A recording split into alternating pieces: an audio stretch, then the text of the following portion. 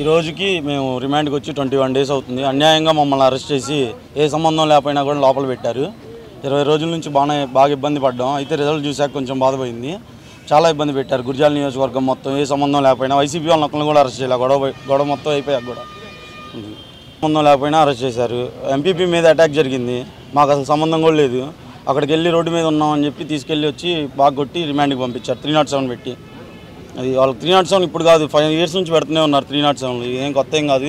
అయితే కష్టానికి ప్రతిఫలం వచ్చింది. ఎలాగైనా బయటకు వచ్చాక చూద్దాం. ఇంకా ఈ తప్పుడు కేసుల మీద మటుకు చర్యలు తీసుకోవాలి ఎవరైనా సరే. ఆ రోజు నా పేరు సప్పిడిరాము, కారమణ మండలం. ఆ రోజు అన్నదమ్ములు ఇద్దరు పిన్నెల రామకృష్ణారెడ్డి, వెంకటరామరెడ్డి వచ్చి విధ్వంసం సృష్టించి వాళ్ళు వెళ్ళిన తర్వాత జరిగిన ఘటనలో మా పేర్లు పెట్టి మమ్మల్ని అన్యాయంగా ఇరికిచ్చి సబ్ జైలుకి డిస్ట్రిక్ట్ జైలు తీసుకురావడం జరిగింది. ఆ రోజు పరామర్శించడానికి అని కారమణ మండలానికి చేసినటువంటి ఎమ్మెల్యే గారు అయినట్టు రామకృష్ణారెడ్డి గారు కానీ వాళ్ళ తమ్ముడు వెంకటరామరెడ్డి పరామర్శ పేరుతోటి వచ్చి అక్కడ అన్యాయంగా మా కార్యకర్తలను కొట్టడం జరిగింది, విధ్వంసం సృష్టించడం జరిగింది.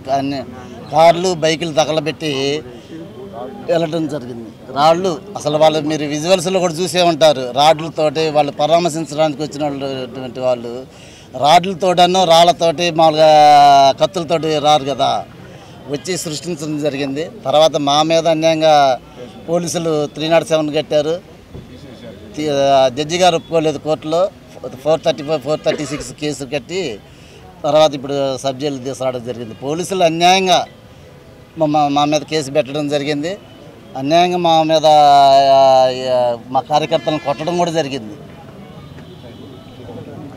తంగడ గ్రామం, దాచేపల్లి మండలం. అయితే వైసీపీ వాళ్ళు మా ఓట్లేయడానికి వెళ్తే పెట్రోల్ బాంబులు వేశారు. మేము ఆ వీడియోలో కనబడ్డామని చెప్పేసి నాకు ఎలక్ట్రికల్ బండింగ్ అయింది చెయ్యంతా. అయితే సార్ నేను లేను సార్, ఓటేయడానికి వెళ్తే ఆ వీడియోలో కనబడ్డాను సార్ అంటే, ఏం కాదు రైలు సబ్ జైల్లో కూర్చోరా అని చెప్పేసి మా దాచేపల్లి సీఏ గారు ఎలా పడితే అలా మాట్లాడారు. దాని గురించి జడ్జి గారికి చెప్పాను, నేను చూసుకుంటామని అని చెప్పారు. జిల్లా సబ్ జైల్లో తీసుకొచ్చి రిమాండ్ 22 రోజులు అవుతుంది మేము వచ్చి. మాది పేటసన గ్రామం, మాచల నియోజకవర్గం. ఆ మాచల నియోజకవర్గం కారంపేటలో గొడవ కారణం పిన్నెల్లి బ్రదర్సే.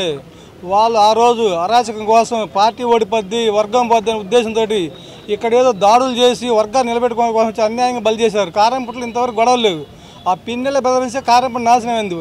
అనవసరంగా వేల మందిని ఇబ్బంది పడుతుంది ఊళ్ళు వదిలిపెట్టిపోయి. ఖచ్చితంగా బుద్ధి చెప్పారు.